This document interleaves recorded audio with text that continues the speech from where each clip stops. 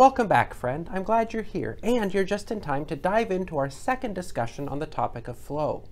Today, we're talking about how to build more fluid sentences.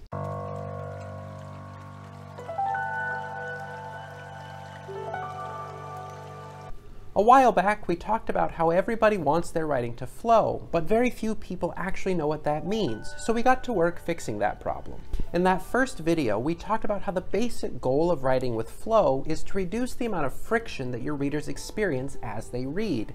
If your writing flows well, your readers won't encounter much resistance. Instead, they'll be able to glide along, absorbing your ideas and processing your sentences with ease.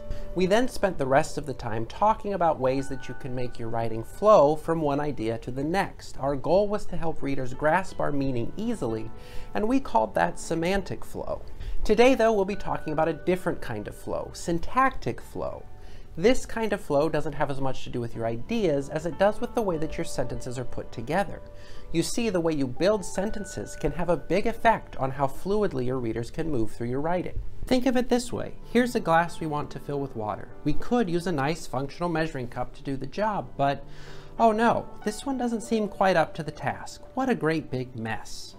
This one is built a little different. It has a spout, and that structural difference makes it so that the water can flow easily and cleanly from the measuring cup to our glass, bottoms up.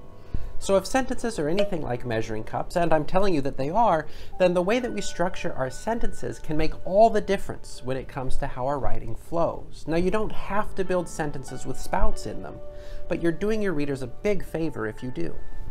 And of course, if you're interested in flow and you're eager to learn more, consider subscribing so that you'll always have the latest funneled cleanly to your screen of choice. And of course, if you've already done that, thank you. You're a real hero. And now the flow must go on.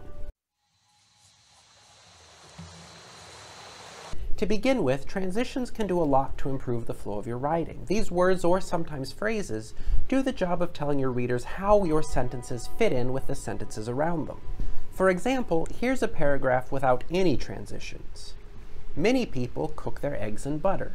Not everyone cooks eggs in butter. Some cook their eggs in oil. Some even cook their eggs in a mixture of oil and butter. There are many good ways to cook eggs. Now, this is an okay paragraph, but it doesn't do anything to help readers see how the sentences are related to each other. It just drops one sentence after another. You can figure out how the sentences are related, but that's exactly the issue. You would have to figure it out.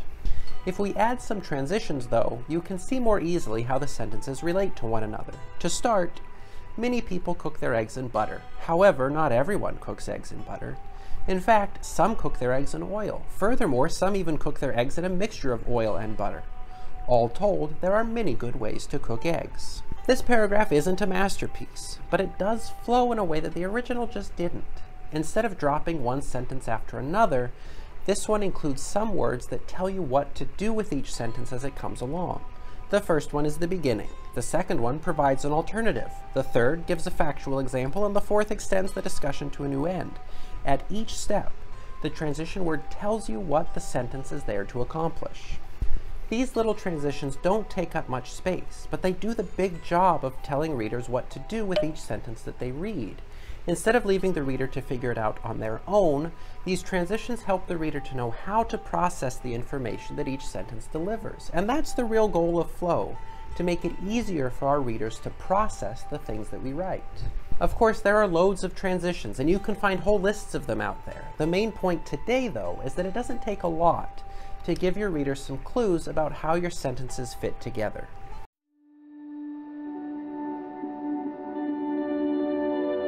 A while ago, we talked about the two main types of clauses, independent and dependent. Independent clauses make complete sense by themselves, and dependent clauses, while they do have a subject and verb, don't make complete sense alone. They depend on another clause to be complete. When you have a sentence with an independent and a dependent clause, you have a sentence where subordination is happening. And subordination is one important way to improve the structural flow of your sentences. I think of it sort of like this. If paragraphs are staircases made up of sentences, then independent clauses are like individual steps. You have to take a full step to move from one to the next.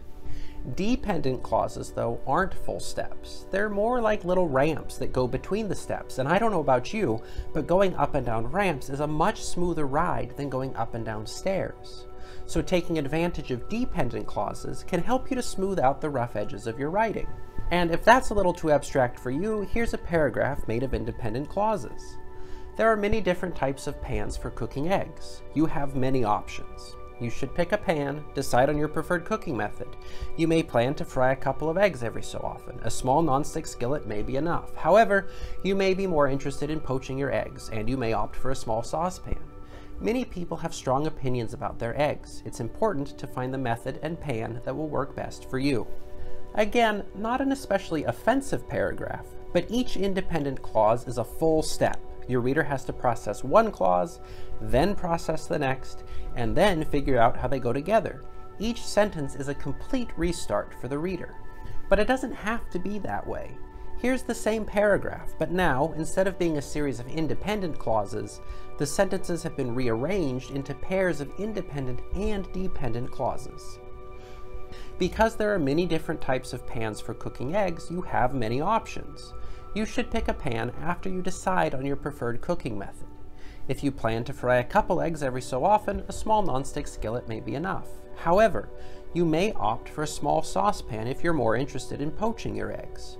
Although many people have strong opinions about their eggs, it's important to find the method and pan that will work best for you. In some ways, dependent clauses work like transitions, but they have the added benefit of working just as well at the beginning or end of a sentence. So, depending on the effect that you want to achieve, you could use an introductory dependent clause to ease your reader towards the main claim of a sentence, or you could use a dependent clause at the end to let your reader down softly rather than with a thud.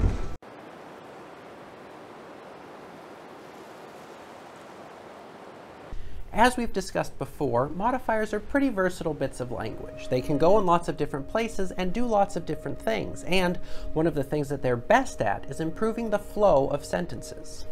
You see, where independent clauses are self-contained blocks of information, modifiers are like little additions that give your reader more information without interrupting the flow or forcing them to reset their processing with a whole new clause. And with that in mind, here's a step-by-step, independent clause-heavy paragraph. Tim had cracked eggs. He had gathered his ingredients. He had grabbed his whisk. Tim put the ingredients in the bowl. He whisked. He mixed all the ingredients together. He put the scrambled eggs into the pan. He stirred and folded the eggs until they were ready. And here's a revision, transforming many of these independent clauses into modifiers to create a smoother reading experience. Having cracked the eggs, gathered the ingredients, and grabbed the whisk, Tim put the ingredients in a bowl and whisked, mixing all the ingredients together before putting the scrambled eggs into the pan, where he stirred and folded them until they were ready. When you run into writing that has a lot of short sentences that ask readers to stop and start and stop and start over and over and over again, try to find ways to turn some of those short sentences into modifiers. Often, that involves turning the verb into a participle ending in ing or ed. Or sometimes it means pulling out the noun phrase of one sentence and using it as a modifier for the subject or object of a different sentence. Modifiers are so flexible and varied that the options are pretty limitless. The main point here, though, is that there are ways to keep your sentences flowing without smashing your reader into another period and capital letter.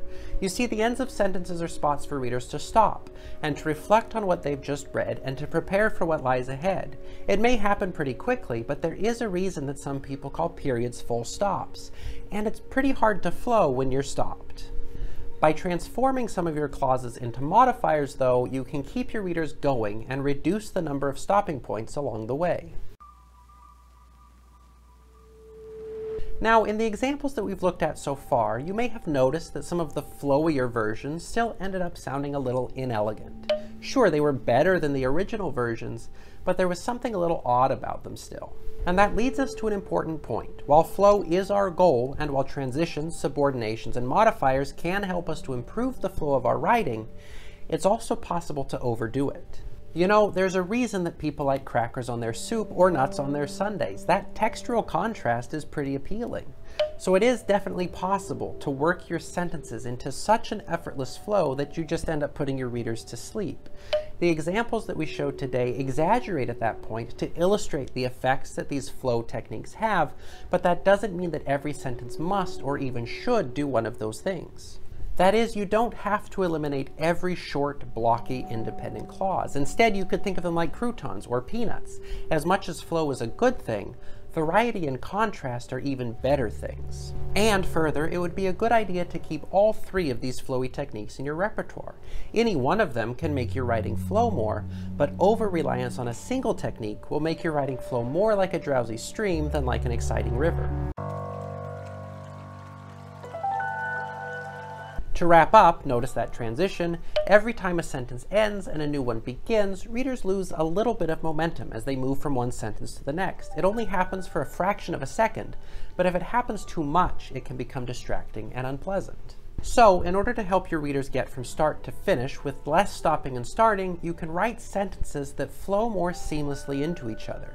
Whether you do it with transition, subordination, modification, or hopefully a combination of all three, you set your readers up for a smoother, more fluid reading experience. And with that, it looks like our flow boat is drifting into port. So thanks for sharing your time with me. It's always a treat to chat. If you heard something helpful, give us a like and flex your new flowy muscles by writing something beautiful and riparian in the comments. Also, don't forget to check out the website for more. And until next time, just go with the flow. Well, I mean, I guess unless you're headed towards a waterfall or something, then of course you probably shouldn't.